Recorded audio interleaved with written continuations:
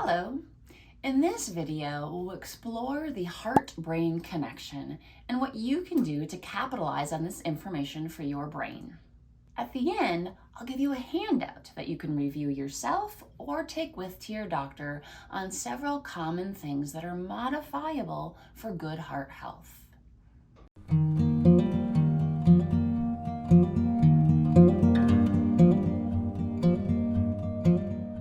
Science tells us that what's good for your heart is good for your head.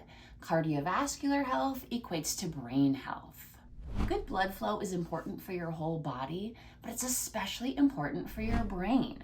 If you don't have good blood flow to your brain, you can have big bad things happen, like a stroke or a mini stroke, a TIA. But even if you don't have those big bad things happen, the tiny little blood vessels in your brain, the microvasculature, can have a hard time getting blood where it's supposed to go. This happens to all of us at some level as we age, but if it accumulates over time, especially if you have more of those vascular risk factors, it can build up to a level where you experience more and more cognitive problems and even a form of dementia. I'll share 3 ways that you can promote good heart health, and in doing so, promote better brain functioning too. Of course, first of all, when you go see your doctor, they're going to check certain things. Blood pressure, cholesterol, blood sugars, these are pretty common things to be measured at your primary care doctor's office.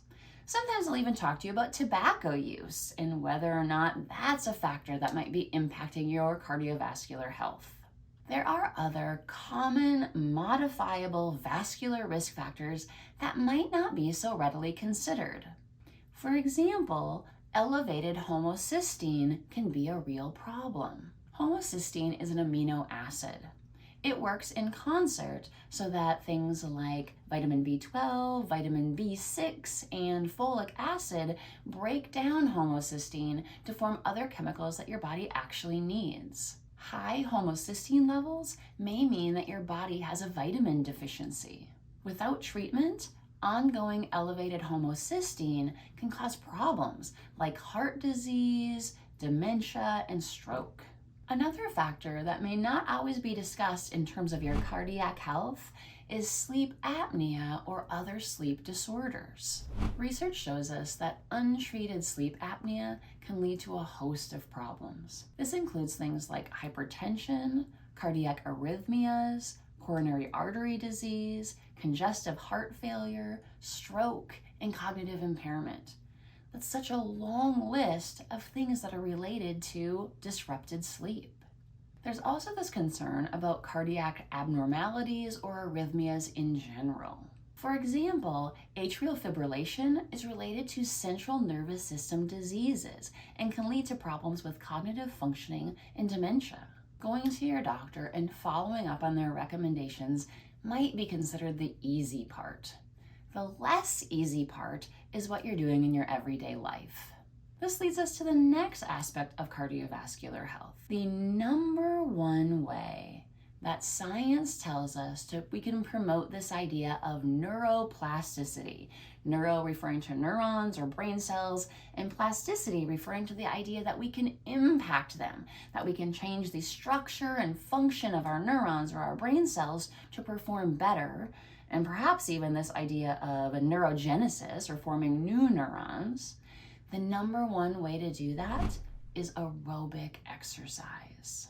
Literally hundreds of studies show us that aerobic exercise is related to cognitive benefit and even growth or change in areas related to memory, executive function, and so on. Here is a link to an entire video that shows you the research behind aerobic exercise, how to know if you're doing it in a way that maximizes health, and what the science says about promoting it in your own life. However, it's important to note that most of the research has been done on aerobic exercise, and that there are studies pointing out the benefits of other types of exercise, and likely much more to come. I'm a huge proponent of the idea of a holistic and well-balanced exercise regimen, and including exercises that not only improve cardiac health through aerobic activity, but also improving things like strength, balance, and flexibility. In fact, I have another video that goes through the science of why yoga in particular is related to reducing hemoglobin A1C, which is related to the regulation of blood sugars and diabetes. Click there to be able to review that video.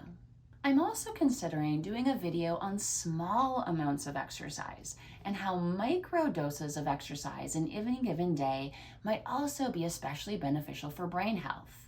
If you'd like me to look at the research behind that and do a specific video, please comment below so I can move that up on the taping list. Finally, the third step in loving our hearts and loving our brains is thinking about how we fuel our bodies. I have an entire separate video on ways that you can understand the research behind changing what you eat to move in the direction to support brain health.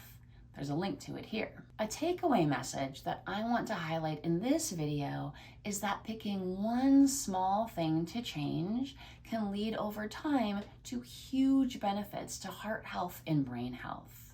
Also, what we know from research is that we can train our taste buds to prefer certain types of food. So here's my quick tip for the day.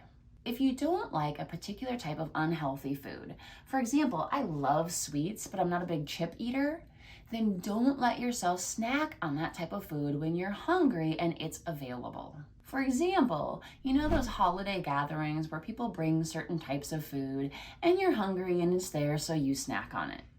Well, if you expose yourself enough times to those unhealthy types of food, even though you don't really like them, you are training your taste buds and your body to start appreciating them more. This increases the risk that in the future, you will actually start wanting and gravitating toward those types of unhealthy food choices. On the flip side, if there's a healthy food that you don't particularly care for right now, challenge yourself to trying very small amounts of it on an ongoing basis. Studies suggest that it can take 8 or more times of trying a new food before we start appreciating the taste, the texture, and so on. This advice isn't just for kids and those picky eaters growing up. If you regularly try a food, try using a food in different ways, or even imagine yourself trying a food and enjoying it, you can shift the direction of your preferences to start gravitating toward healthier choices in the future. We've discussed 3 steps today on how you can help your heart and your brain. As promised, I'm offering a free resource that you can download and print off to review for yourself or take with to your doctor to be able to discuss some common modifiable risk factors for heart health. It's all summarized for you and it's listed in the links below. Now you know the basics of what to do, but the details can be really helpful. Here are 2 videos that go into the science and details of these ideas to help you make positive change. Here's to our heart and brain taking happy selfies well into the future. Thanks for coming.